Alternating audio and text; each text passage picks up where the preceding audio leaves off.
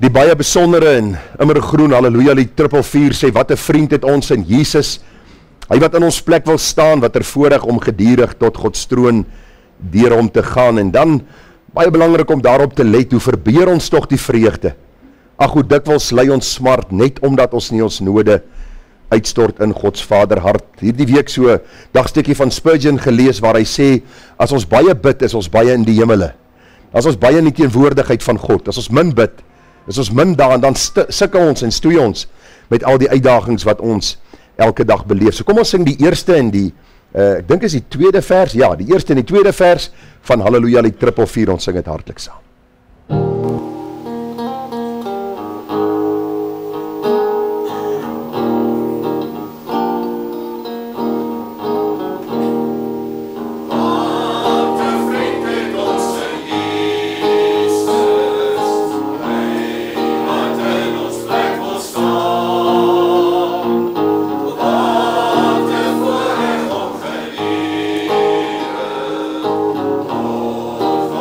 Hier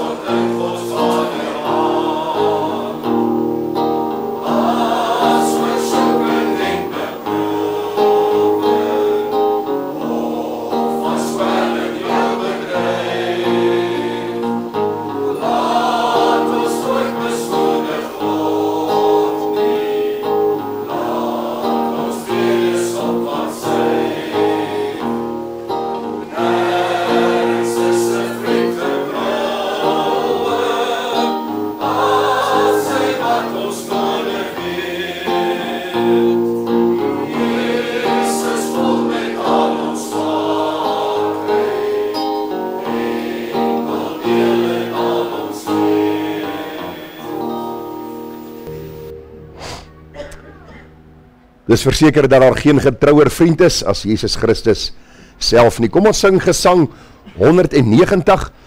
Dis 'n baie besondere lied met so 'n paar versies wat vir ons groot waarhede kom leer, en is eintlik maar ook 'n bede wat ons bid: neem my lewe, laat dit Heer, U gewy wees meer en meer, laat my hart gedurig juig en van dankbaarheid getuig. Nou, ons gaan al 5 verse sing, want ons gaan ook sien die boodskap wat uitgedra word deur hierdie gesang. Kom ons sing dit ook, al 15 versies van hierdie baie besondere lied.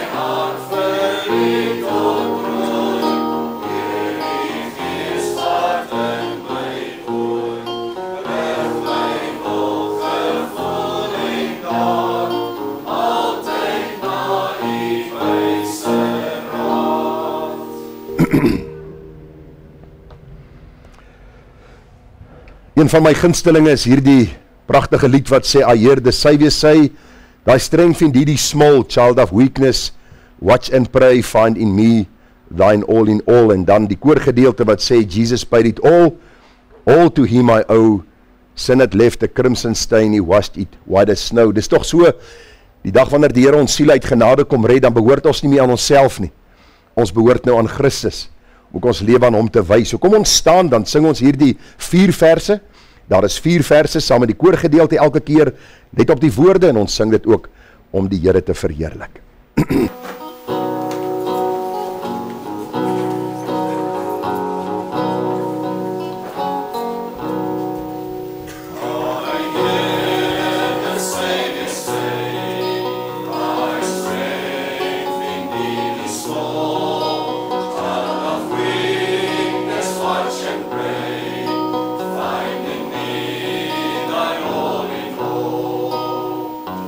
Jesus paid it all.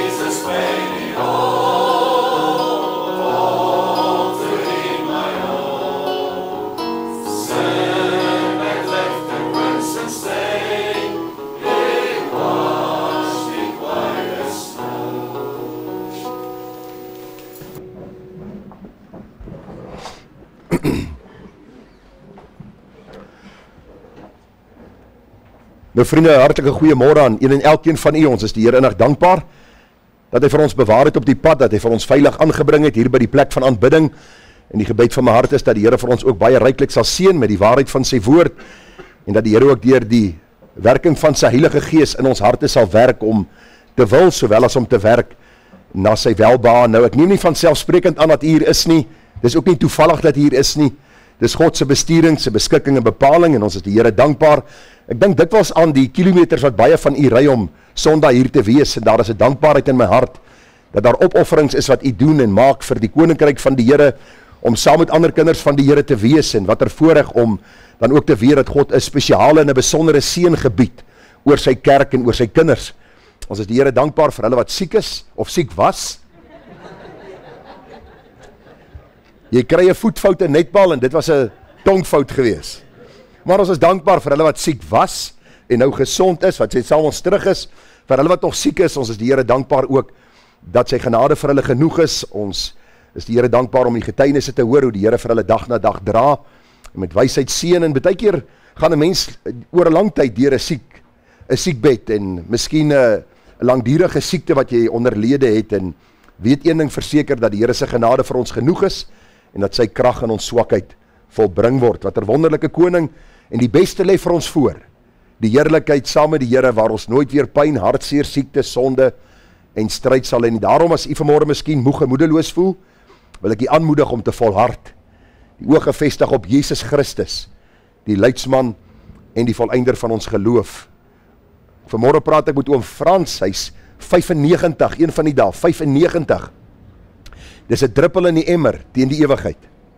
Daarom volhard tot daardie dag dat ons Christus sal sien in sy heerlikheid soos hy is. Ons sê welkom vir al die mense wat inskakel op ons Facebook, op ons YouTube uitsending, op ons gewone uitsendingskanaal. Mag die Here ook elkeen baie ryklik seën.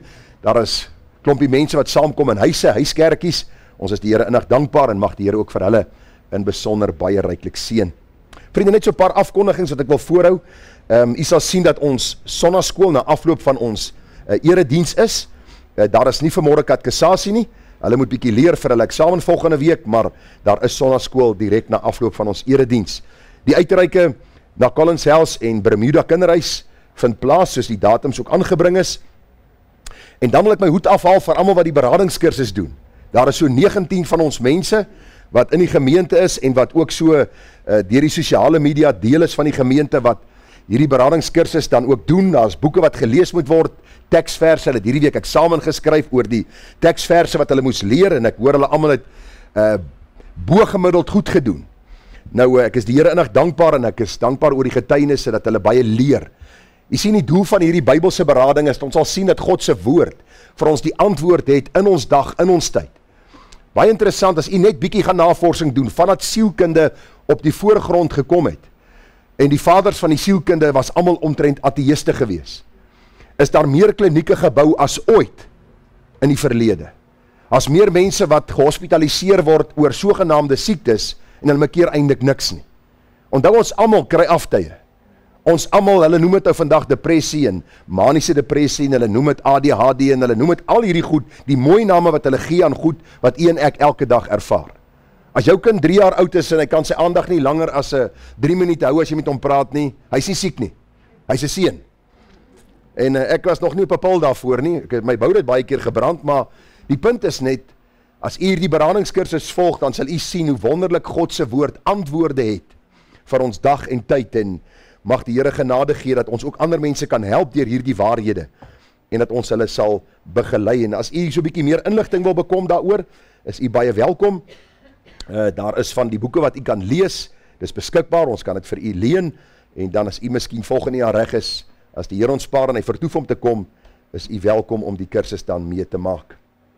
U sal sien dat ons die vakansietyd nader, die sonnaskool en katekisasie sluit die 23ste Maart, en dan ons nagmaal geleentheid elke laaste Sondag van die maand, en dit is al hierdie maand op die 30ste Maart wees. En dan vriende, daar is 'n paar verjaarsdae die week.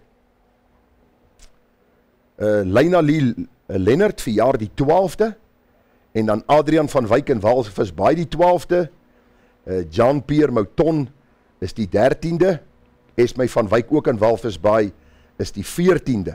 Nou al wie hier is Leina. Hy is die enigste een, soos hy moet staan. Lei na baie geluk, mag die Here vir jou ook baie ryklik seën in die nuwe lewensjaar, en die waarheid van God se woord is, waarmee sal die jongeling sy pad suiwer hou? Deur dit te hou na die woord van die Here. So baie geluk ook vir jou, mag die Here vir jou ryklik seën. En ook vir al die ander wat verjaar in hierdie week, mag die Here ook vir hulle in besonder ryklik seën, en dan ook hulle nader trek aan homself.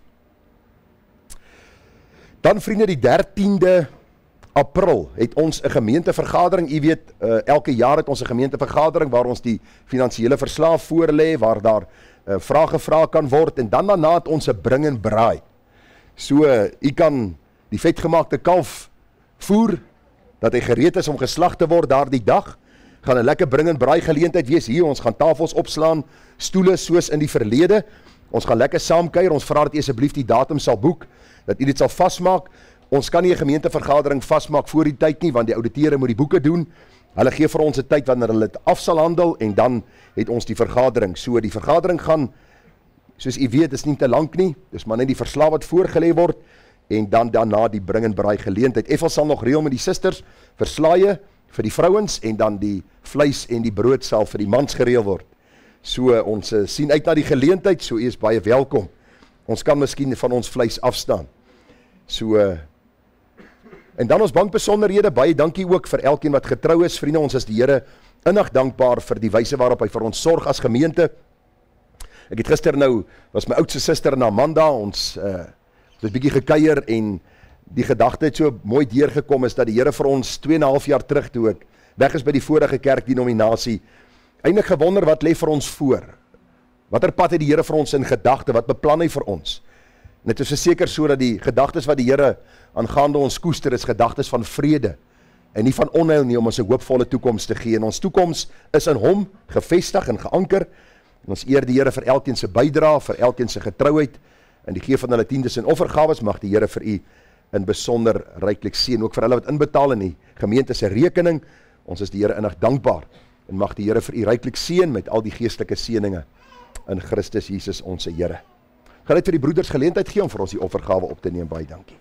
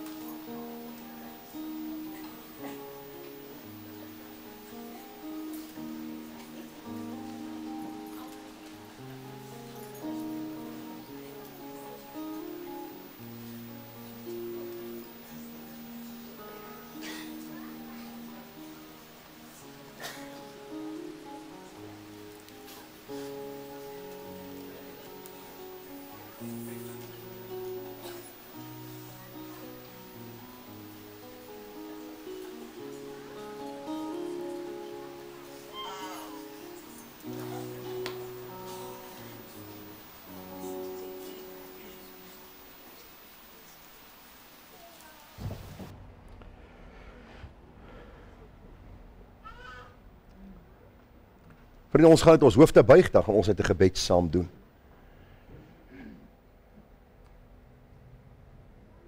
Onse wonderlike hemelse Vader, ons eer en ons dankie en ons aanbid U vir hierdie groot en heerlike voorreg om U, die God van hemel en aarde, ons Vader te kan noem. Baie dankie vir Jesus Christus, ons heiland, ons verlosser, ons komende koning wat aan die kruis gesterf het, sodat ons ook 'n wonderlike hoop in die hemele in Christus kan hê. Baie dankie vir die wonderlike Heilige Gees, die Gees van waarheid en insig, die Gees van wysheid wat ons lei in die volle waarheid. En Vader, baie dankie vir die Bybel, die wonderlike woord van God. En U sê vir ons dat die hele skrif is deur God ingegee en is nuttig tot lering, tot weerlegging, tot regwysing, tot onderwysing in die geregtigheid, sodat die mens van God volkome kan wees vir elke goeie werk, volkome toegerus Of ons nou in die Ou Testament lees, of ons nou in die Nuwe Testament lees, of ons baie op een slag lees of min, ons hoor God praat uit sy woord. Ons leer kosbare lewenslesse uit die lewe van die volk Israel, en ons sien hoe hardnekkige sonde mense lewe kompliseer, en dan sien ons ook, Here, vir hulle wat by Christus en by sy waarheid uitgekom het, en deur God lewend gemaak is deur die werking van sy gees en die wedergeboorte gesmaak het, dat hulle ook in 'n nuwe lewenswandel saam met U moet wandel, en hoe dit ook vir ons 'n aansporing is, om dan ons lewe te wy aan U, die komende koning, die Here van die Here, en die wonderlike God van die leerskare. Here, ons is vanmôre saam, omdat U ons saam geroep het in U naam. Dis nie net 'n gewoonte wat ons het om Sondag by mekaar te kom nie, dis ook 'n opdrag wat U ons gee, om nie die onderlinge byeenkomste te versuim nie. En daarom dank ek U vanmôre vir elke individu wat hier is. Dankie vir elkeen wat oor verpaaie heen gery het om hier te wees. Dankie dat U hulle bewaar het. Dankie vir elke gemeentelid, elke besoeker, elke kind, elke jong mens, elke senior burger. Here, ons eer U vir U goedheid, U genade en guns, en vra ek dat dit ook vir hulle maklik sal wees om vanmôre te luister. Vir hulle wat by huiskerke vanmôre saamkom, ons dink daar in Namibië, klomp mense wat saamkom en die waarheid van U woord aanhoor, dat U vir hulle baie ryklik sal seën. Ons dink aan die Namakwa-land waar daar mense is, verskillende plekke reg oor ons land en selfs in die wêreld. Dan eer ons U dat ons ook via die sosiale media U waarheid en U woord kan uitdra. En Vader, die gebed van my hart is dat U ons sal seën met al die geestelike seëninge in Christus Jesus ons Here. Wys U vir ons deur die woord die weg aan. Gee vir ons 'n gewillige hart om U te volg. Onderwerp ons wil aan U wil. En leer ons, Heer, U reg te wee. Wys die regte pad ons aan. Maak ons hart daartoe genee om met lus daarop te gaan. Baie dankie vir die wyse waarop U vir ons gemeente sorg. Dankie vir elkeen wat met 'n blymoedige hart gee vir U saak en U werk. Vader, seën ons met wysheid om U koninkryk uit te brei en U wonderlike naam dan te verheerlik. Gemeente, genade, barmhartigheid en vrede word vir U geskenk van God ons hemelse Vader en ook van ons dierbare Here Jesus Christus. En dit word kragtig vermenigvuldig deur die werking van sy Gees, ook hier by ons. Amen. Ons gaan hier die baie besondere gesang 353 saam sing. Aan U, o God, my dankgesange. U wil ek in my aandlied prys, sal kwyn die sonlig teen die hange, U lig, my lig sal hoër rys. Pragtige lied, kom ons sing die 3 verse soos aangebring, ons sing dit staande saam.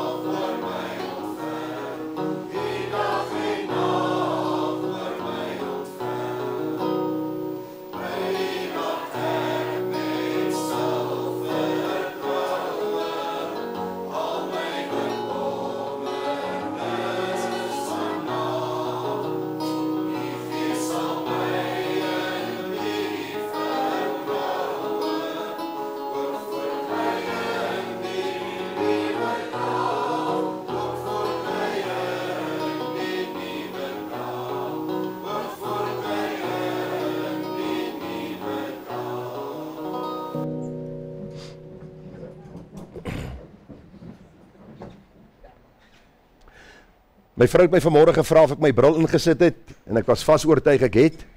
So as ek later net sê, nommer 2, dan moet U 'n bril kry, of net vir my 'n bril aangee wat 'n nommer 2 is. Weet nie wat dit regtig beteken nie, maar ek dink ek sien beter met die 1 en 2 as met die 3 en 4. Maar die gedagte is net vanmôre, dis vir my 'n voorreg om die woord van die Here aan U te bedien.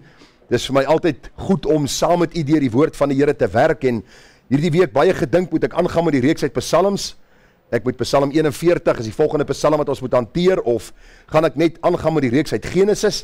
So ek dink vanmôre gaan ek nog 'n boodskap uit Genesis met u deel en dan as die Here ons spaar volgende week Sondag Psalm 41.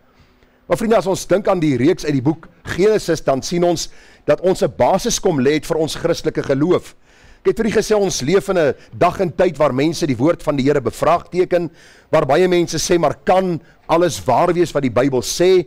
Hulle bevraagteken die betroubaarheid van God, die juistheid van sy woord, en het ons begin met die reeks oor die gedagte van fundamentele waarhede van ons Christelike geloof.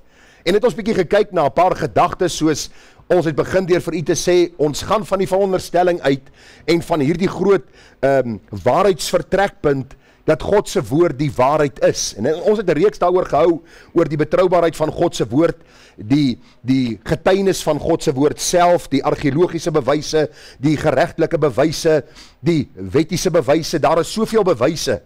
En het ons vir u gesê dat hierdie boek geskryf is oor 'n lang tydperk deur manne wat God opgewek het om dan sy woord te skryf. So God se woord, die onfeilbare bron van waarheid wat ons dan ook lees. En as jy God se stem wil hoor, lees sy woord. Hy praat deur sy woord met jou. Ek het hierdie week weer een persoon met my gepraat het vir my gesê, luister, ek het gehoor hierdie pastoor sê die Here het vir hom gesê om vir mense te sê, en toe sit hy af want dit het vir hom verkeerd geklink, en ek sê vir hom, dit is goed dat jy afgesit het, want dit klink nie net verkeerd nie, dit is verkeerd. Want die oomblik as jy sê God kommunikeer nog direk met jou, dan sê jy die kanon is nie klaar geskryf nie. So eintlik na Openbaring 22 kan ons verder die Bybel skryf, want God kommunikeer nog steeds met mense direk, soos hy met die Bybelskrywers gekommunikeer het. Daarom is dit baie belangrik, vriende, dat ons hierdie groot waarheid sal raak sien, dat God se woord afgehandel is, hy's geskryf. Ons het die 66 kanonieke boeke. Daarom sê ek dikwels vir mense, lees die Bybel, dat jy kan hoor wat God vir jou en vir my wil sê. Mense se woorde kom en gaan, en baie ouens, ek het hierdie dinge al getoets, baie ouens wat vir jou sê, die Here het vir my gesê, 2 weke later het hy vergeet wat die Here vir hom 2 weke terug gesê het, dan die Here wil vir hom weer iets anders te gesê, kontrasterend van die vorige kere, en dan as jy hom as 'n leienaar uitwys, dan het hulle baie probleme daarmee. Dis die probleem van ons tyd. Mense se woorde is onbetroubaar, God se woord is juis, vas en waar. Dis 'n tweesnydende swaard wat indring. Dit maak skeiding tussen siel en gees, gewrigte en murg, en is 'n beoordelaar van die oorlegginge en gedagtes van ons hart. U gesê, God is ewig, hy is nie geskape of die uitvindsel van 'n mens nie. Uit hom, deur hom en tot hom is alle dinge geskaap. Ons het daaroor gepraat in die boodskappe wat ons alreeds vir u gebring het. Vir u gesê, God het in 6 letterlike 24 uur dae die hemel en die aarde geskape. Evolusie is 'n veeverhaal. Eendag lank gelede het uit niks oor miljoene jare iets gekom. En ek het vir u al baie keer gesê, as ek niks deponeer in 'n rekening nie, as ek by 'n bankteller of by 'n teller aankom by 'n bank en ek sê, ek wil iets bank, en hulle sê, meneer, hoeveel? En ek sê, niks. Behalwe dat hulle my gaan uitjaag of miskien die sekuriteit gaan kry, gaan hierdie niks wat ek deponeer nie oor 20 of 30 miljoen jaar iets wees nie.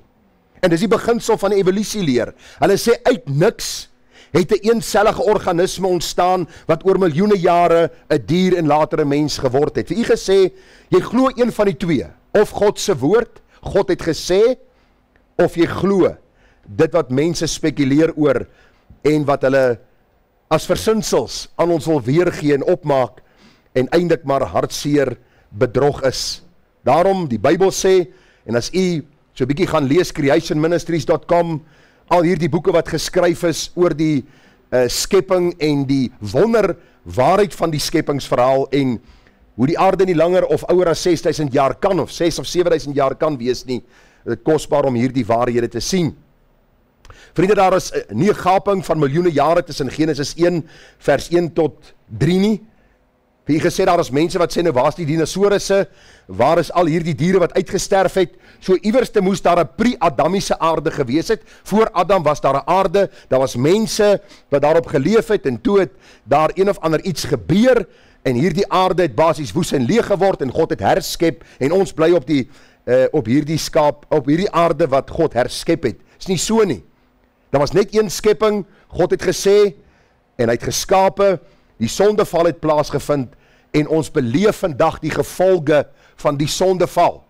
En ons sal bietjie later daaroor praat, wanneer ons by die sonvloed kom, die effek wat die sonvloed gehad het op die skepping, en hoe God dan ook deur die sonvloed die goddelose mense verdelg het, en die Bybel is baie duidelik daaroor, dat die wêreld wag op God se tweede koms.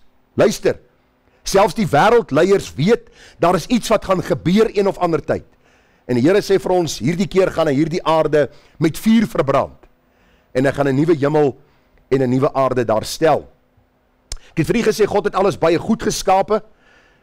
Die mens is die kroon van God se skepping, geskape na sy beeld en gelykenis, om te heers oor sy skepping. Ons het vir u gesê, wat dit behels, wat dit beteken, dat ons geskape is na God se beeld en na sy gelykenis. Die Here het ons geskape om te werk, en nou moet u nie sug nie, maar die Here het ons geskape om te werk voor die sondeval alreeds, dat ons die aarde sal bewoon en bewerk, maar die Here het ons ook geskape om te rus.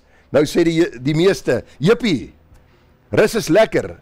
Ek wil vir u sê, om te slaap is goed, en as jy jou slaap begin verloor, die slaappatroon begin de mekaar raak, as jy ouer raak, ek het vanmôre weer met mensies gepraat, dan mis jy dit nogal. Goeie slaap is goed vir 'n mens, en 'n mens moet rus. Jy is geskape om God te verheerlik. Ons het uit Genesis het raak gesien, die baie duidelike opdrag wat die Here die mens gegee het, luister en jy sal lewe, rebelleer en jy sal sterwe. Ons het gekyk na die huwelik, wat God ingestel het, is in een biologiese man en een biologiese vrou. Daarom is daar nie so iets soos 'n huwelik tussen twee mans of twee vroue nie. Dis baie duidelik, een biologiese man, een biologiese vrou is wat God bedoel het van die begin af. En ons laaste erediens het gegaan oor die gedagte, as God dan alles goed geskaap het, wat het verkeerd geloop?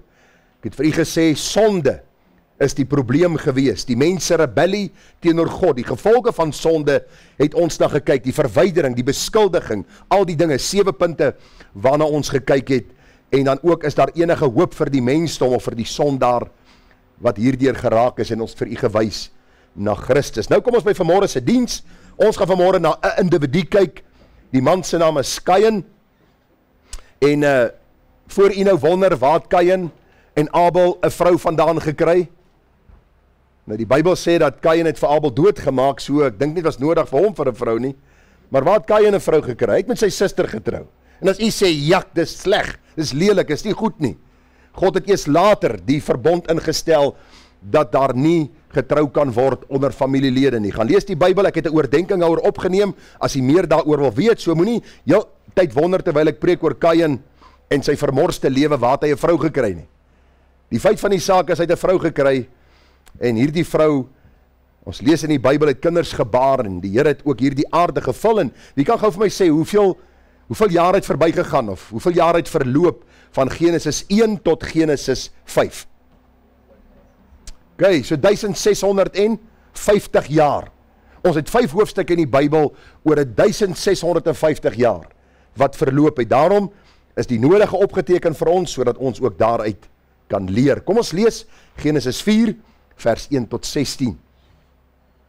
En die mens het sy vrou Eva beken, dit is Adam het vir Eva beken, en sy het swanger geword en Kain gebaar en gesê, ek het 'n man verkry met die hulp van die Here. Eenvoudig wat dit beteken, is dat God haar ook in staat gestel het.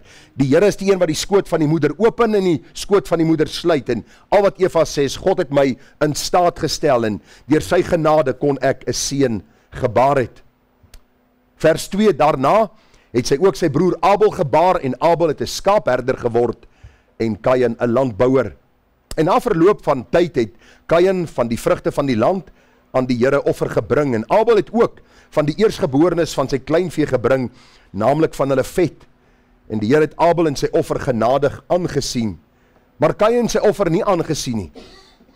Toe word Kain baie kwaad, en het sy hoof laat hang. As 'n mens die Bybel lees, dan sien jy die prentjie.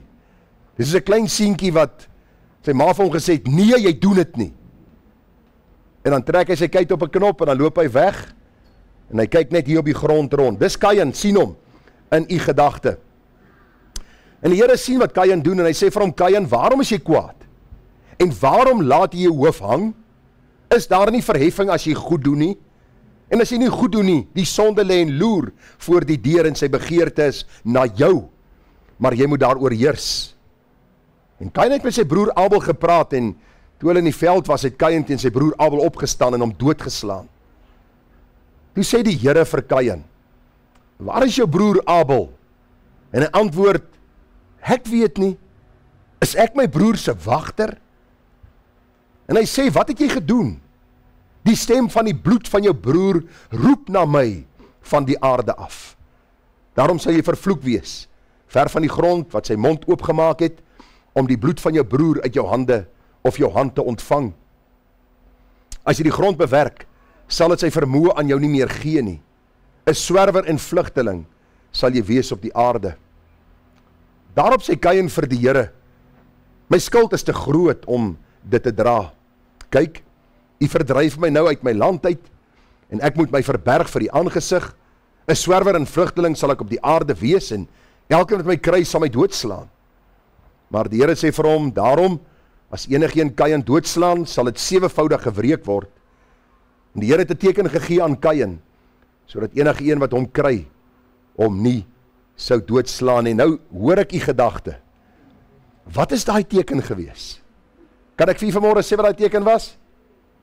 Deuteronomium 29 vers 29.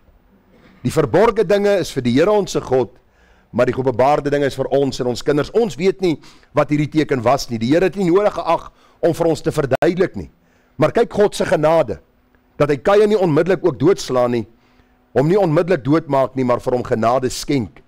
Vers 16 sê, toe gaan Kain weg van die aangesig van die Here, en hy het gewoon in die land Nod, aan die ooste kant van Eden. Ons gaan net tot so ver saamlees uit God se woord. Die teks en oordenking vanmôre dan, Genesis 4 vers 1, en die mens het sy vrou Eva beken, en sy het swanger geword, en Kain gebaar en gesê, ek het 'n man verkry met die hulp van die Here. Die tema vanmôre van ons boodskap is, Kain, 'n vermorste lewe. Kain, 'n vermorste lewe. Nou vriende, die groot digter en dramaturg William Shakespeare het gesê, hy sê, all the world's a stage, and all the men and women merely players.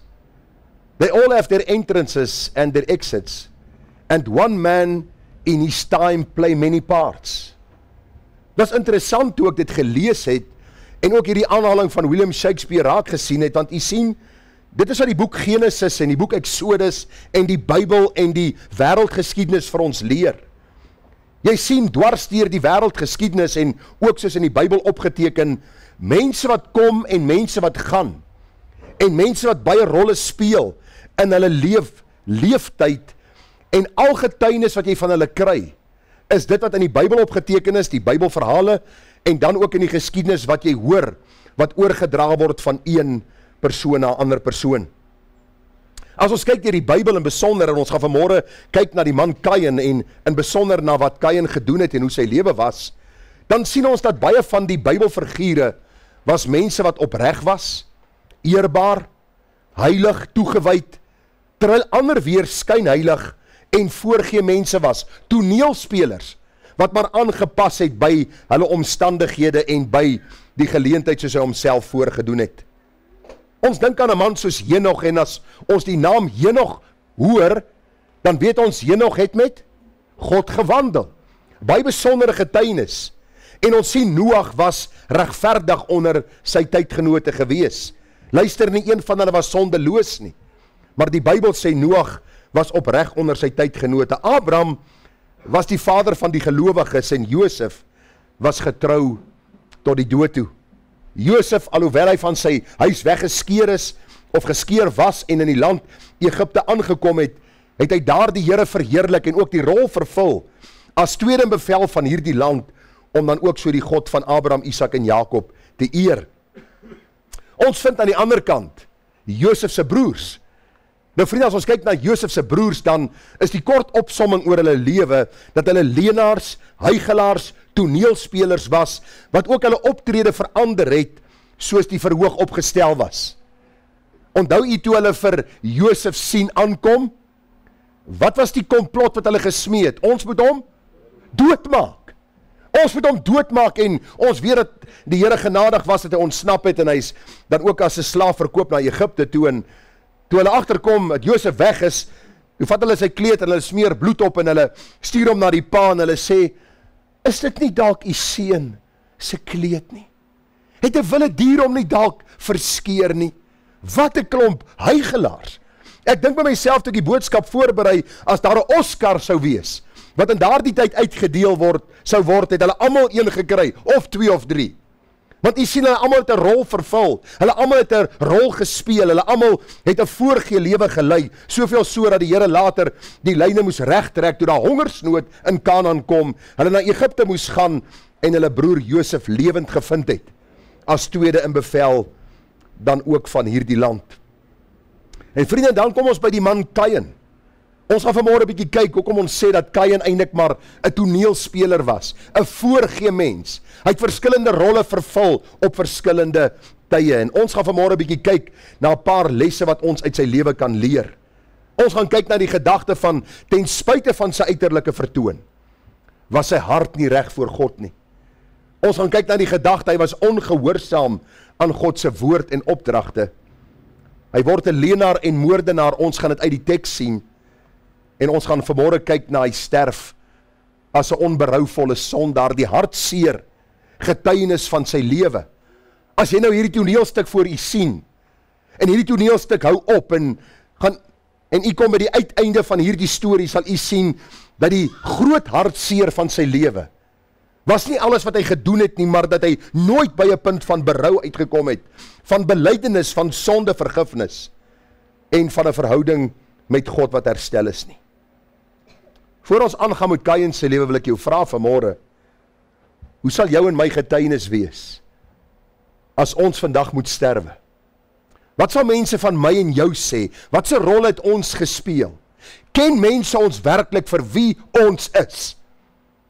Of sê hulle maar hierdie ou is by die kerk so, en by die huis is hy so, en by die werk is hy so. Hy vervul verskillende rolle en hy speel verskillende rolle en hy's eintlik maar 'n voorgee mens, 'n toneelspeler, soos ons vanmôre sal sien in Kain se lewe. Ek vra dit van my eie lewe. Wat sien ander in my lewe? Wat sal die getuienis van die Here oor my lewe wees? Hoe sal ek eendag voor hom staan en hoe sal ek rekenskap gee van my lewe? Daarom is belangrik dat ons vanmôre sal sien uit die lewe van Kain, dat daar sekere lesse is wat ons moet leer. En as ons die Here nie ken nie, dat ons vanmôre sal sien uit sy lewe, dat dit 'n oproep is, 'n genadige oproep, dat ons sal bekeer tot hierdie lewende God. Die eerste gedagte dan vanmôre, ten spyte van sy uiterlike vertoon, was sy hart nie reg voor God gewees nie. Nou vriende, daar's nie baie detail van Kain opgeteken in die Bybel nie. Daar's nie bladsye en bladsye geskryf oor hom, oor hoe het hy gelyk, hoe lank was hy, het hy 'n baard gehad, wat sy kleur oë het hy gehad, was hy fris, was hy maar, was hy vet. Daar word nie vir ons in die Bybel hierdie goed opgeteken nie. Die adres van die huis waarin hy gebly het, word nie opgeteken vir ons nie. Al wat ons vanmôre lees is wat die Bybel vir ons gee in hierdie paar kort sinne oor Kain. En ons kan sekere dinge aflei van sy lewe en ook in die teks raak sien en daarom kan ek vanmôre vir u sê met die inligting tot ons beskikking, dat Kain se hart voor die Here nie reg was nie. Kom ek lees gou net weer vir u. Genesis 4 vers 2. Daarna het sy ook sy broer Abel gebaar, dis nou Eva wat vir Abel gebaar het, en Abel het 'n skaapherder geword en Kain 'n landbouer. En na verloop van tyd het Kain van die vrugte van die land aan die Here offer gebring, en Abel het ook van die eerstgeborenes van sy kleinvee gebring, naamlik van hulle vet. En die Here het Abel en sy offer genadig aangesien, maar Kain en sy offer nie aangesien nie. Toe word Kain baie kwaad, en hy het sy hoof laat hang. Nou vriende, net so tong in die kies. Moenie die vet van die vleis afsny nie. Eet hom saam. Hier staan dit in die Bybel, hy het hierdie vet gebring. Dis nie glad nie sleg as jy dit eet nie. Maar nie te veel nie, né? So môre het ek en oom Frans lekker daaroor gepraat, hoe lekker ons kan eet, maar as ons dit oordoen, is daar altyd gevolge, wat dan ook daarmee gepaard gaan. Vind jy, wat sien ons in hierdie teks? Ons sien eenvoudig hier, dat Kain en Abel 'n offer aan die Here gebring het. Waar in die Bybel staan die opdrag dat hulle moes offer? Ons lees dit nie. Al wat ons lees is dat Kain en Abel 'n offer gebring het, en heel moontlik het hulle dit geleer by Adam en Eva, want die eerste dier wat geslag was, die onskuldige in die plek van die skuldige, was nadat Adam en Eva in die tuin van Eden gesondig het die Here 'n dier geslag en hulle moet die vel dan van hierdie dier beklee. So heel moontlik was dit 'n instelling wat gekom het, dat daar ook offers aan die Here gebring moes word, en baie mense sê vir ons dat die probleem hier was, is dat Abel het 'n offer gebring van diere, en dat Kain 'n offer gebring het van vrugte, en die Here het die vrugte offer gehaat. En dis nie so nie. As jy die Bybel gaan bestudeer, moes die volk Israel nie net diere geoffer het nie, maar ook vrugte gebring het, as 'n offer aan die Here, as 'n geskenk aan die Here. Ek lees dit vandag vir u. Deuteronomium 26 vers 1 tot 4 en vers 10. Daar staan, en as jy in die land kom, wat die Here jou God jou as 'n erfenis sal gee, en jy dit in besit neem en daarin woon, dan moet jy neem uit die eerstelinge van al die vrugte van die land wat jy inbring, uit jou land wat die Here jou God aan jou sal gee, en dit in 'n mandjie sit, en jy moet gaan na die plek wat die Here jou God sal uitkies, om sy naam daar te laat woon, en die priester moet die mandjie uit jou hand neem, en dit voor die altaar van die Here jou God neersit. Vers 10, hier het ek dan nou die eerstelinge gebring, van die vrugte van die land wat u Here my gegee het. Dan moet jy dit neersit voor die aangesig van die Here jou God, en jou neerbuig voor die aangesig van die Here jou God. So, dit gaan nie hier oor dat Abel 'n offer van diere gebring het, en Kain 'n offer van vrugte, en die Here die vrugte offer gehaat, en dan ook die diere offer van Kain af van Abel aangesien nie. Glad nie dit nie. Wat was die probleem? En onthou jy die punt, die opskrif van ons eerste punt? Kain se hart was nie reg voor die Here nie. Abel bring die offer van hierdie dier, en daar is 'n aanbidding in sy hart teenoor God. Kain bring hierdie vrugte, en daar is 'n weersin in sy hart teenoor God. Kain stel nie belang om hierdie offer te bring nie. Dis vir hom moeite. Sy mond en sy hand en sy liggaam doen iets, maar sy hart is ver van die Here. As u vir my vra, hoe kan ek so afleiding maak? Kom ek lees gou vir u wat staan in Hebreërs 11 vers 4. Daar staan, deur die geloof het Abel 'n beter offer aan God gebring as Kain, waardeur hy getuienis ontvang het dat hy regverdig was, omdat God sy gawes oor sy gawes getuienis gegee het. En deur dieselfde geloof spreek hy nog nadat hy dood is. So Abel bring 'n offer met 'n hart wat lief is vir God. Uit geloof bring hy hierdie offer aan die Here, en Kain aan die ander kant bring dit net omdat hy dit moet doen.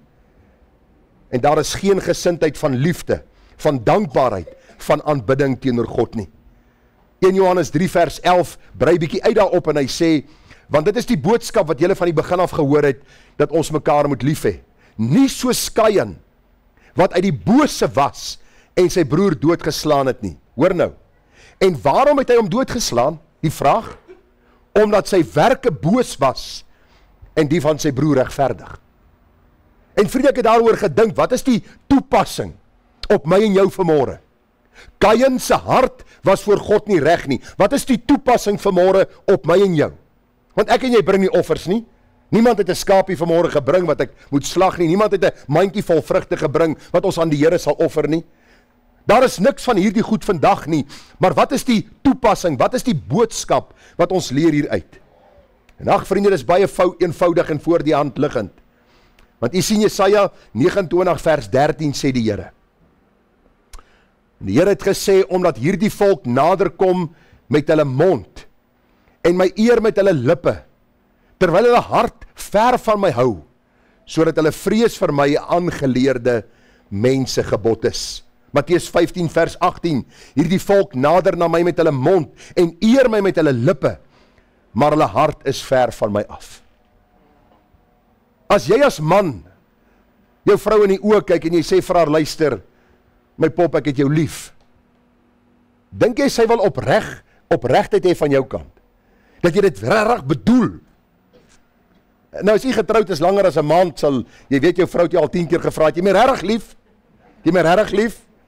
My regtig lief? En nou weet jy mos wat gebeur het met die oom en tannie? Die tannie wou die oom skei.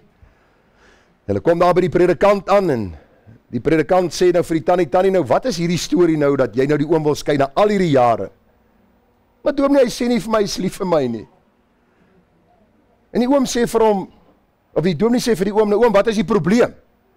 Hy sê, man, luister dominee, hy sê, ek het vir haar, toe ons 30 jaar teruggetrouwd is, vir haar gesê, ek is lief vir haar, en as iets verander, sal ek haar kennis stel. En dit het nie baie goed afgegaan, tussen die oom en die dominee nie. Maar vriende, die gedagte wat hier na vore kom, op tydelike gebied soek ons opregtheid. As jy vir jou vrou sê, ek is lief vir jou, wil sy weer as opregtheid.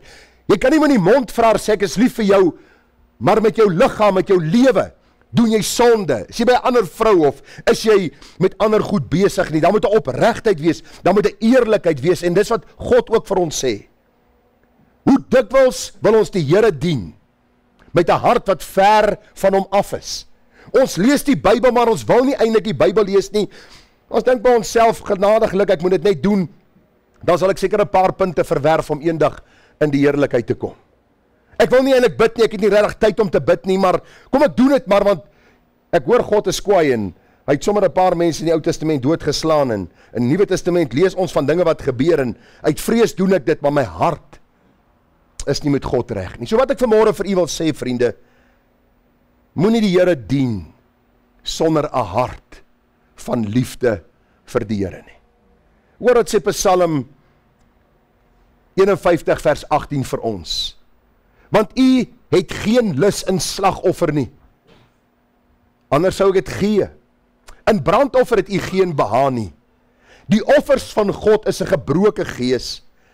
'n gebroke en verslae hart sal u, o God, nie verag nie. Wie kan gou vir my sê, wat is die konteks van Psalm 51? Dawid het gesondig met die vrou Batseba.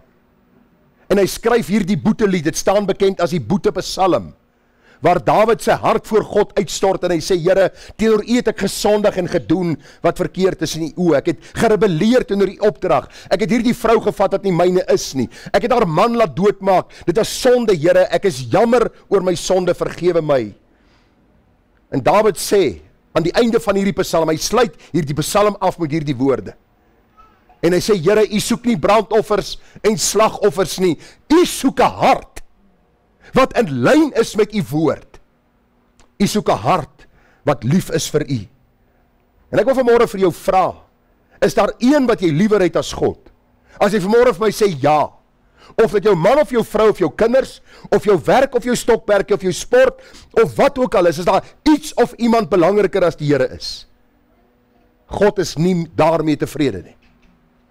Bely dit, laat staan dit, en sê, Here, ek wil u dien met my hele hart, met my hele siel, en met my hele verstand. Dis die eerste en die groot gebod. Die tweede wat hiermee gelyk staan, jou naaste, soos jouself. Die eerste gedagte dan, waarom ons sê, Kain het 'n vermorste lewe gehad. Hy het uiterlik goed gedoen, hy was 'n goeie toneelspeler, hy het die offers gebring, en alles het goed aan die buitekant gelyk, maar sy hart het God gesien. 'n hart wat ver van hom af weg was, en die Here het hom dienooreenkomstig dan ook aangesien en hom gewaarsku. Dis die tweede gedagte wat ons by gaan uitkom. Hy was ongehoorsaam aan God se woord en God se opdragte. Genesis 4 vers 4. En die Here het Abel en sy offer genadig aangesien, maar Kain en sy offer nie aangesien nie. Toe word Kain baie kwaad. En hy het sy hoof laat hang, en die Here sê vir Kain, waarom is jy kwaad, en waarom laat jy jou hoof hang? Is daar nie verheffing as jy goed doen nie? En as jy nie goed doen nie, die sonde lê en loer voor die deur en sy begeertes na jou, maar jy moet daaroor heers. Vriende, Kain se hart is nie reg voor God nie, en wat doen hy? Sy hart begin bose planne teen sy broer beraam. Het Abel geweet van hierdie bose planne? Hoe sê die Landsbare advertensie? Obvious nie.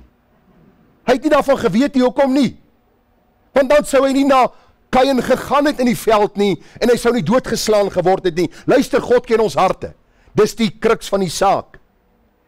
Kain begin in sy hart met bose planne. Hy is kwaad oor hierdie gedagte dat God op die einde van die dag die offer verwerp het. Luister, Abel het nie die offer verwerp nie. Dis God wat Kain se offer verwerp het, En nou is Kain baie kwaad. En wat sê die Bybel vir ons? Die Here kom in genade na Kain en hy sê vir hom, Kain, waarom hang jou gesig so? Waarom is jy kwaad? Wat is fout? Jy het verkeerd opgetree, jou hart voor my is nie reg nie. En die Here waarsku hom. Hy sê vir hom, luister, die sonde lê en loer. Die sonde begeer om oor jou te heers. Kain, ek waarsku jou betyds.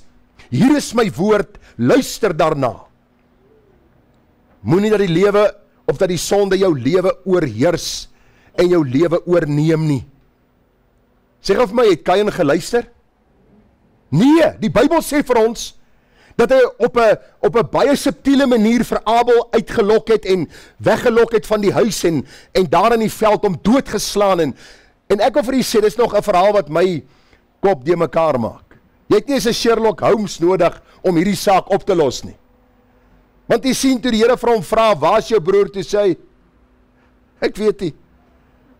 Nou daar's net 4 mense op aarde, né? Abel, Adam, Eva, Kain, Abel. Een is nie meer daar nie. Daar's net 3 wat skuldig kan wees. Maar hierdie man verontskuldig homself en sê, hy weet nie. Jy sien God waarsku. God sê vir hom, pas op, die sonde lê en loer. Ek sien wat in jou hart aan die gang is. Jy's besig om bose planne in jou gedagtes en jou lewe daar te stel en pas op, draai weg van jou sondige pad. Die Bybel sê vir ons baie duidelik dat Kain dit nie gedoen het nie. Wat is die toepassing vandag op my en jou? Het is wonderlik dat God se woord nog spreek in die dag en tyd waarin ons lewe. Vriende, luister. Die Here praat met die ongeredde deur sy woord elke dag. Deur omstandighede, deur dinge wat gebeur. En die Here waarsku die ongeredde. Nou wie is 'n ongeredde? Elke mens wat op aarde gebore word ongered gebore. Ons word buite God se koninkryk gebore. Ons word kinders van die duiwel gebore. Ons volg die weg van duisternis van ons geboorte af. Die Bybel waarsku die ongeredde dikwels. En die Here sê, want die loon van die sonde is die dood, maar die genadegawe van God is die ewige lewe in Christus Jesus ons Here. 1 Korintiërs 6 vers 9, of weet julle nie, dat die onregverdiges die koninkryk van God nie sal beerwe nie. Moenie dwaal nie, geen hoereerders of afgode dienaars of egbrekers, of wellustelinge of sodomiete of diewe, of gierigaards of dronkaards of kwaadsprekers of rowers sal die koninkryk van God beerwe nie. Die Here praat uit sy woord, die Here proklameer hierdie waarheid, dit word van kansels verkondig. En wat doen die ongeredde vandag? Wat doen die meeste kerke vandag? Ons druk ons ore toe, ons sê, God is onredelik in sy opdragte, net soos Kain gedoen het. Druk ons ore toe en ons laat vandag toe dat homoseksuele in die kerk trou. Ons laat toe dat homoseksuele predikante word. Lesbiese paartjies word vandag die dominee en die mevrou. En jy kan kies wat sy een die dag dominee of mevrou wil wees. Jy sien, dis die probleem van ons tyd. Die ongeredde hoor God se stem, hulle hoor sy woord, hulle hoor sy waarskuwing, en hulle is heeltyd besig om hulle ore toe te druk, en hulle wil nie na God luister nie. Galasiërs 6:7, moenie dwaal nie. God laat hom nie bespot nie. Want net wat die mens saai, dit sal hy ook maai. Ek het vir u nou die dag gesê dat die oorgrote meerderheid van Suid-Afrikaners reken en eintlik wêreldwyd dat jy net moet sterf om in die hemel te kom. Die dood is die toegang na die hemel. Dis nie meer vandag of jy goed of sleg gelewe het nie. Almal wat doodgaan is in 'n beter plek. Ek dink as jy vir 'n oomblik die skreefie kan ooptrek, na die dood van daardie persoon, sal jy miskien tot 'n hele ander insig kom. Want die Bybel sê vir ons baie duidelik, dat almal nie die koninkryk van God beerwe nie. Kain, sy hart is voor God nie reg nie. Hy begin met hierdie bose planne en gedagtes in sy broer Abel, hy's kwaad, hy's ongelukkig. Die Here waarsku vir Kain en sê, Kain, luister, die sonde lê en loer voor jou deur, jy moet daaroor heers. Kain druk sy ore toe, en so maak die wêreld vandag. Maar as u aan die Here behoort vanmôre, wil ek vir u sê, daar's baie kinders van die Here wat dieselfde doen. Baie kinders van die Here wat dieselfde doen. Die Here waarsku sy kinders en hy sê vir ons in Romeine 6 vers 12, laat die sonde dan in julle sterflike liggaam nie heers, dat julle aan sy begeerlikhede gehoorsaam sou wees nie. En moenie julle lede stel tot beskikking van sonde as werktuie van ongeregtigheid nie, maar stel julle self tot beskikking van God as mense wat uit die dode lewend gemaak geword het, en julle lede as werktuie van geregtigheid in die diens van God. Baie interessant is dat die oorgrote meerderheid mense reken, hulle is Christene, maar die oorgrote meerderheid leef nie soos Christene nie. Dis vir my aangrypend om te sien dat mense bely ek behoort aan die Here, maar ek leef nie soos 'n kind van die Here nie. Ek vra jou vanmôre, waarom wil jy jouself 'n Christen noem as jy nie soos Christus wil leef nie? Waarom wil jy sê ek is 'n kind van God as daar geen begeerte is om te wandel in die voetstappe van ons Here Jesus nie? Hulle reken dat die oorgrote meerderheid mense reken as jy een of ander tyd 'n oorgawe aan die Here gemaak het. Dit beteken een of ander tyd 'n gebedjie gebid het en gesê het, Jesus, ek is 'n sondaar, maak my asseblief my hartjie skoon en rein, maak my u kind, dan sal ek in die hemel wees. Hoor gou, die oorgrote meerderheid van kerke sê, al sterf ek as 'n ateïs, as ek net daai gebedjie gebid het, sal God my eendag in sy hemel toelaat. Watter belaglikheid. Kan u verstaan waarom ek vir u sê dat ons uit Kain se lewe moet leer die sonde lê en loer? Dit lê en loer vir die kerk van die Here Jesus, waar hulle moet kompromie probeer om 'n ander evangelie vir ons te preek, waar jy 'n oorgawe kon gemaak het, maar daar is geen lewe van heiligheid nie. Daarom is belangrik dat ons sal sien dat ons nie ons ore moet toedruk as God se kinders nie, want die Bybel sê dat God tug sy kinders as hulle nie wil luister nie. Hoor wat sê Kolossense 3 vers 5. Nou vriende, as jy hierdie vers buite konteks moet vat, dan gaan ons mekaar vanmôre doodmaak. As ek vanmôre net vir u sê, maak dood, dan weet ek nie wat sal gebeur nie. Maar wat is die konteks? Maak dood dan julle lede wat op die aarde is, naamlik hoerery, onreinheid, hartstog, slegte begeertes, gierigheid, wat afgodediens is, waardeur die toorn van God oor die kinders van die ongehoorsaamheid kom, waarin julle ook vroeër gewandel het, verlede tyd. Jy het daarin gewandel, toe julle daarin geleef het. Maar nou moet julle dit ook alles aflê, naamlik toorn, woede, boosheid, laster, skandelike taal uit julle mond. Lieg nie vir mekaar nie, omdat julle die oue mens met sy werke afgelê het. Ek sê dikwels vir mense, ons het gister daaroor gepraat, toe my suster hulle kom kuier het, die verskil tussen 'n geredde en 'n ongeredde is eenvoudig. 'n Ongeredde probeer altyd sy sonde regverdig, verdedig en ander blameer. 'n Kind van God besef elke dag, hy staan skuldig voor God, hy is kind van God, maar sy voete word dikwels vuil in hierdie wêreld. Dikwels struikel ons deur woorde, gedagtes of dade.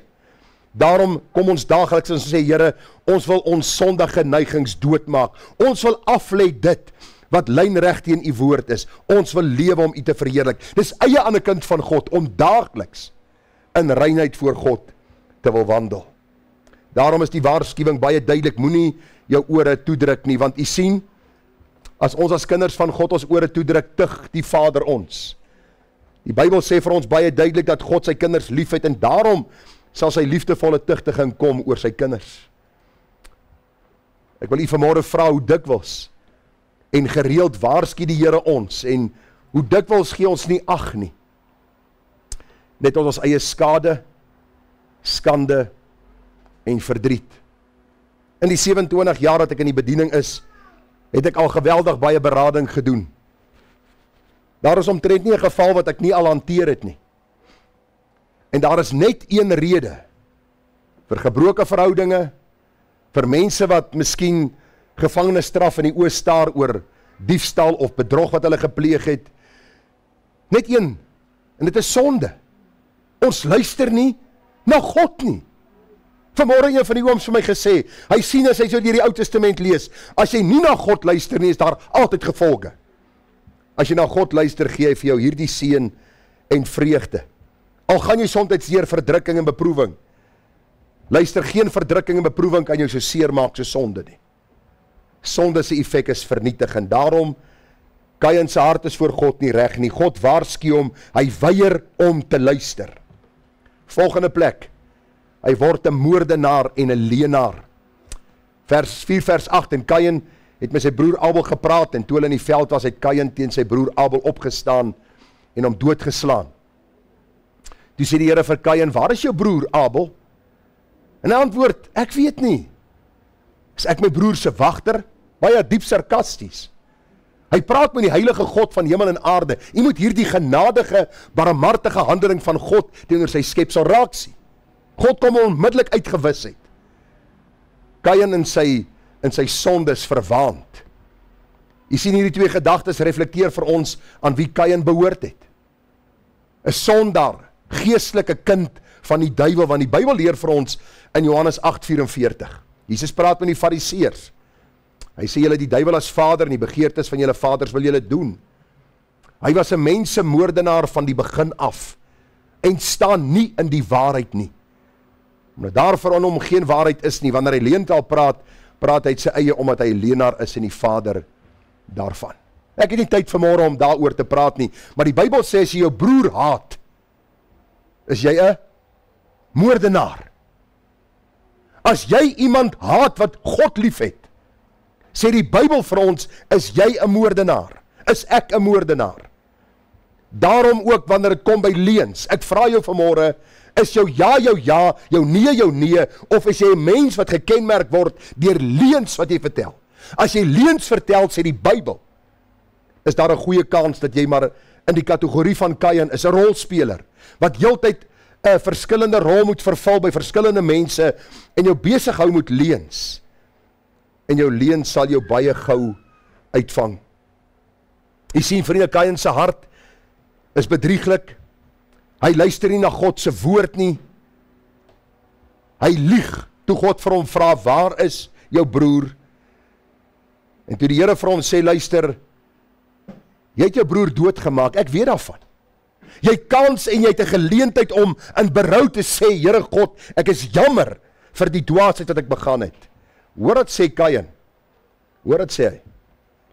Daarop sê Kain vir die Here, nadat die Here vir hom gesê het, dat die bloed van sy broer basies op die aarde vergiet is.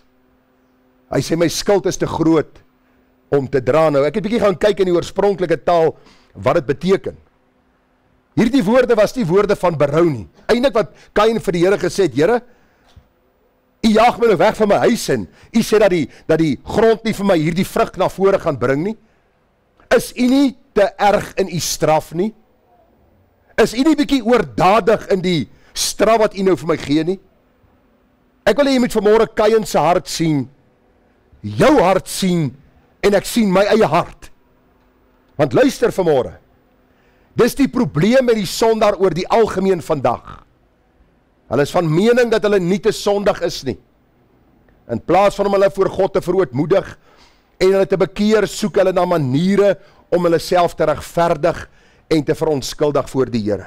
As iets negatiefs met hulle gebeur, kyk hulle nooit na self nie, maar eerder na God in absolute verbasing en vra, hoe kan u so iets aan my doen? Die uiteinde, hulle sink net al hoe dieper weg in hulle sonde en elende. Ek sien hierdie ding stelselmatig in die kerk van die Here ook inkom, dat kinders van die Here nie meer buig onder God se gesag en sy soewereiniteit nie, maar heeltyd bevraagteken hulle die Here en sê maar, dink u nie is bietjie oordadig in wat u doen nie? Dit hierdie kind van my wat siek is en my man wat gesterf het en my vrou wat miskien nou kanker het, maar is u nie bietjie oordadig in die optrede nie? Daar is nie meer hierdie nederige, heilige vrees vir God, waar ons hom dien omdat hy genade aan ons bewys het, in gehoorsaamheid aan sy waarheid en sy woord nie. Daarom vir die sondaar is dit 'n natuurlike reaksie, vir die kind van die Here moet dit eintlik nie in sy lewe wees nie. Hierdie man, Kain, is 'n man wat 'n leenaar en 'n moordenaar word. Waarom? Sy hart voor God is nie reg nie. Hy luister nie na God se woord nie. En vriende, hierdie gedagte het my so getref toe ek dit lees. Die twee manne wat gaan bid het in die tempel. Want jy sien, alles het by Kain se hart begin. Sy hart voor God nie reg nie, sy ore toegestop en toe verval hy in hierdie boosheid wat later sy lewe sou kos. Die Bybel praat van twee manne wat aan die tempel gegaan het om te bid. Die een was 'n fariseer, die ander 'n tollenaar, en die fariseer het gaan staan, kyk die rol wat hy speel. God weet sy hart is nie voor hom reg nie. Die fariseer gee hierdie vertoon voor mense en hy sê, Here, ek dank U dat ek nie soos ander mense is nie. Rowers, onregverdiges, egbreekers, of ook soos hierdie tollenaar. En ek wil net gou stop. Voor u nou dink hierdie tollenaar is dan maar 'n ander skepsel gewees. Hoeveel keer het u en ek in hierdie week gesê, ek dank U Here, dat ek nie soos hierdie klomp mense in die regering is nie. Skelms, diewe, leenaars, boosaards. Vriende, moet ons hulle sonde uitwys? Ja, ons moet dit doen. Maar luister, ons is nie beter as hulle nie. Dis wie ons in ons murg en been is, as dit nie vir God se genade is nie. Sonde moet uitgewys word, ons moet sonde aan die lig bring, ons moet boosheid bestraf, sê die Bybel. Maar ons kan nie gaan staan voor die Here en sê, Here, ek dank U, ek is nie soos hulle nie. Want eintlik inherent is ons soos hulle. Miskien net op 'n ander manier en miskien in ander grade. Miskien in 'n mindere mate. Maar God het ons harte ken, wat ons hart aan ons openbaar. Hoor ons trane dikwels in ons studeerkamer wanneer ons huil en sê, Here, hoekom is my hart so bedrieglik? Die tollenaar aan die ander kant, en dis wat ek hier wil oproep, dat ons meer die tollenaar se gesindheid sal openbaar.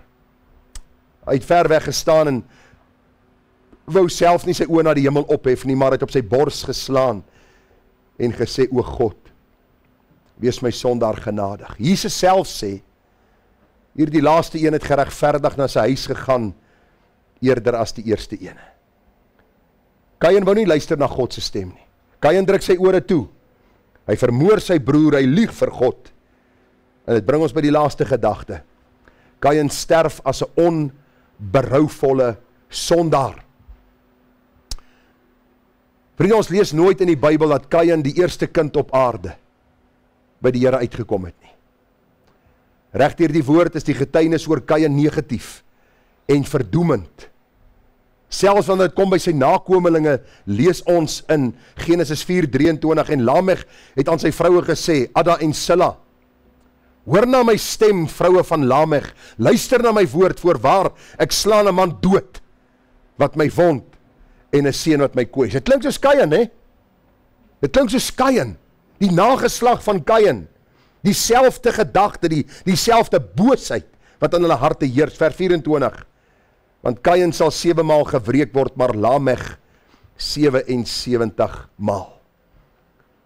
Jy sien, Kain self sy nageslag, het in hierdie boosheid bly voortlewe. Dis nie dat daar nie genade van God is nie, dis nie dat God nie met hulle praat nie, dis nie dat God hulle nie waarsku nie, maar in 'n bose hart, vriende, is daar net hierdie sondige begeertes, en daarom sê Judas, vers 11 vir ons, wee hulle, want hulle die weg van Kain bewandel, en omloon hulle self in die verleiding van Biliam gestort, en in die verset van Korag omgekom. Nou wil ek gou vir u vra as gemeente, want ek sien jy kyk vir my vanmôre aan, asof ek vir u baie slegte nuus bring. Eintlik bring ek vir u slegte nuus van 'n man, maar die goeie nuus kom. Wat is die konteks van Judas? Judas, hy wil skryf oor ons gemeenskaplike geloof, maar hy vind dit eerder noodsaaklik om te skryf oor die valse leraars, wat met 'n valse evangelie mense mislei, weduwees beroof, mense na die ewige verderf lei, omdat hulle nie by die waarheid van die woord bly nie. Dis die konteks waarin Judas skryf, en hy sê, wee hulle, wee hierdie valse leraars, want hulle wandel in die weg van Kain. Hulle is liewer vir hulle self, en hulle bose harte mislei hulle, om mense te mislei en te verlei, ten einde 'n tydelike voordeel uit hulle te kry. Kain kom nooit by die Here uit nie. Ek wil vir u sê, daar is baie mense in die kerk van die Here Jesus, wat nie aan die Here behoort nie. Dis die hartseer nuus wat ek vanmôre vir u gee. Wanneer laas jy jou hart ondersoek voor God, om te vra, Here, is ek regtig u kind? Hierdie week, een van my dagstukkies van Spurgeon het gepraat oor Johannes 3. As iemand nie weergebore word, en hy sê daar in daai dagstukkie, ondersoek jou hart, maak seker dat jy nie geloof is, stel jouself op die proef, of is jy nie seker dat Christus in jou is nie. 1 Johannes 3 vers 11, Want dit is die boodskap wat julle van die begin af gehoor het, dat ons mekaar moet lief hê, nie soos Kain wat hy die bose was, en sy broer doodgeslaan het. En waarom het hy hom doodgeslaan? Omdat sy werke boos was, en die van sy broer regverdig. Dis die hartseer einde van die eerste kind op aarde. Hy sterf as 'n onberouvolle sondaar. Die Nuwe Testament gee getuienis van sy bose lewe. Hy het verskillende rolle gespeel in sy lewe. Hy het 'n vorige lewe gelei. Hy het 'n vlugteling geword. Hy was die seun van Adam en Eva. Hy was 'n man wat in wreedheid en in hardheid sy lewe geleef het, net soos hy wou. Ek gaan die boodskap vanmôre afsluit, vriende. Want een ek word almal 'n Kain gebore. Luister. Ek wil dit vanmôre met dubbellyne onderstreep wat u hoor. Ek en elkeen van hier voor tot daar agter word as 'n Kain gebore. Hoor wat sê die Bybel vir ons? Want ons almal het gesondig en dit ontbreek ons aan die heerlikheid van God. Daar is geen mens wat vanmôre hier voor my sit wat kan sê ek is nie 'n sondaar nie. Ek staan nie skuldig voor God nie. Die Bybel sê in Prediker 7:20, daar is geen regverdige mens op die aarde wat goed doen sonder om te sondig nie. Het jy al erken dat jy 'n sondaar is, dat jy buite God se koninkryk staan, dat jy soos 'n Kain skuldig voor God is?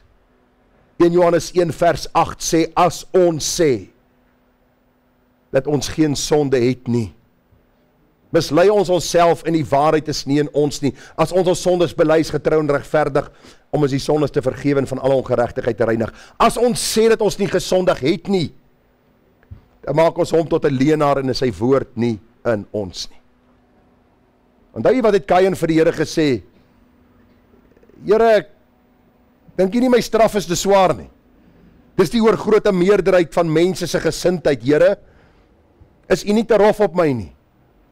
Die ewige oordeel wat voor lê, is dit nie miskien 'n te erge straf vir 'n mens nie. Ons is maar net vlees en bloed nie. Die hele gedagte van Kain se lewe, vriende, is dat die oorgrote meerderheid van mense sal sterf as onberouvolle sondaars, omdat hulle nie hulle sonde voor God wil erken, bely en laat staan, sodat hulle barmhartigheid kan verkry. En dis die goeie nuus wat ek vanmôre mee wil afsluit.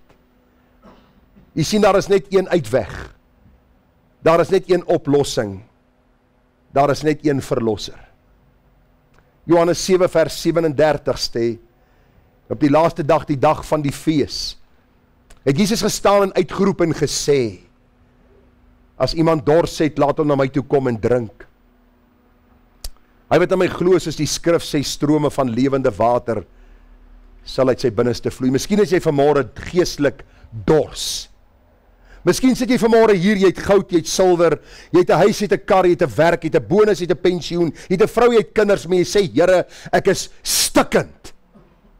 U weet en ek weet, my hart is stikkend. Ek sien nie kans vir die dag van môre nie. Ek leef 'n voorgee lewe. Ek speel die regte rol vir die regte mens op die regte tyd, maar u en ek weet, alles is stikkend in my binneste. Dan wil ek vanmôre vir u sê, die Here het gestaan op die dag van die fees. En hy het vir die volk wat met dieselfde probleem sit as jy en ek, die sondeprobleem, het hy vir hulle uitgeroep. Hy het dit hard gesê, dat hulle kon hoor. Hy is die oplosser. Hy is die oplossing. Hy is die een wat vergifnis gee. Ek gee nie om hoe groot jou sonde en ellende is nie. Kain,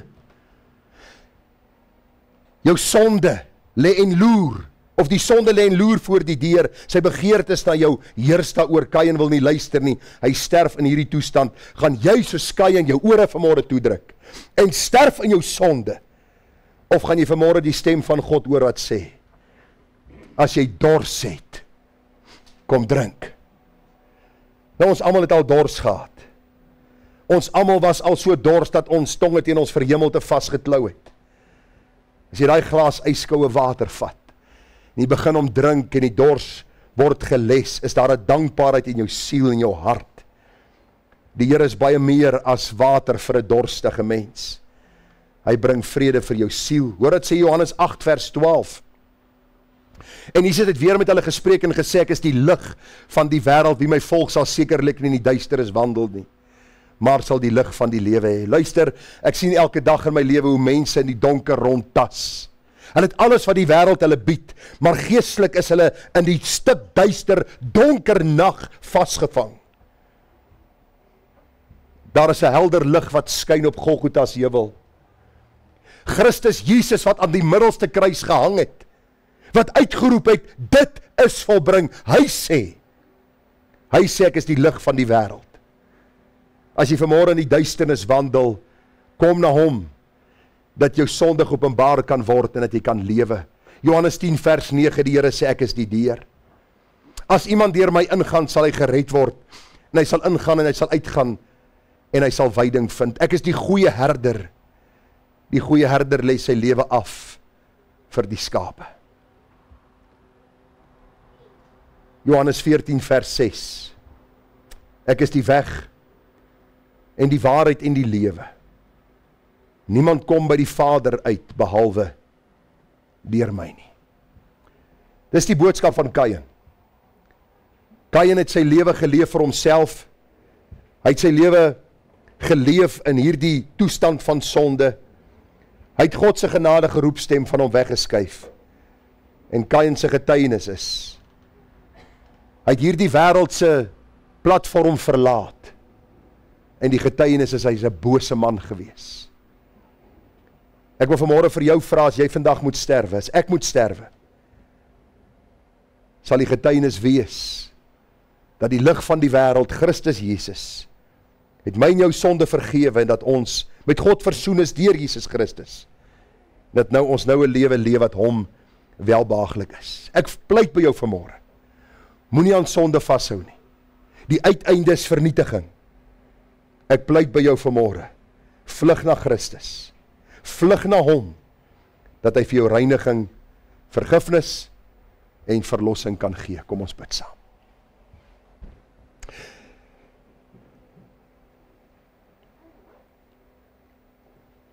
Vader, ons slaan ons hande saam as ons kyk na Kain se lewe. Ons dink aan al die voorregte wat hy ontvang het uit u Vaderhand. Ons wonder by onsself, waarom sou hy met hierdie hart van boosheid geweier het om te buig onder u gesag? En ons het nie altyd die antwoorde vir al die vrae wat ons het nie. Maar een ding wat ons weet is, u het vanmôre in die woord baie duidelik gesê, dat u is die een wat die dorstige siel versadig met u geestelike water. Here, u is die een wat ons uit die duisternis van sonde kom haal, want u is die lig van die wêreld. U is die goeie herder, wat u lewe kom aflê het vir die skape. U is die deur waardeur ons moet gaan. U is die weg, die waarheid en die lewe, die enigste weg na God die Vader. En Here, daar is maar net een oplossing, een antwoord vir elke Kain vanmôre wat na hierdie boodskap luister. Vir elke mens wat in sonde ontvang en gebore word. En dit is om soos die tollenaar van ouds uit te roep. O God, wees my sondaar genadig. Help ons om nie, Here, van hierdie wêreldplatform weggeneem te word, te sterf, en bekend te staan as 'n man wat baie rolle vervul het, en baie rolle gespeel het, en baie voorgee lewe gelei het, en dan voor God moet gaan rekenskap gee nie. Maar mag ons die genade vind uit u Vaderhand om ons te bekeer, weg te draai van ons sonde, en Here, een lewe te leef, 'n hart toegewy aan Christus, opreg, eerbaar, sodat die dag wanneer ons sterwe, van ons gesê kan word, hy het die goeie stryd gestry. Hy het die geloof behou, en die woorde van u sal hoor gaan in die vreugde van jou Heer. Vader, ek bid dit in u naam, en ek bid dit met danksegginge. Amen. Ons gaan hierdie pragtige lied staande saam sing om jy af te sluit. Net as ek is, geen hulp naby, alleen u bloed gestort vir my. Dis 'n uitnodigingslied wat die Here vir ons gee as u vanmôre die Here nie ken nie, is hierdie 'n uitnodiging om u saak ook met God te skik. Daar's 3 verse, ons sing dit staande saam.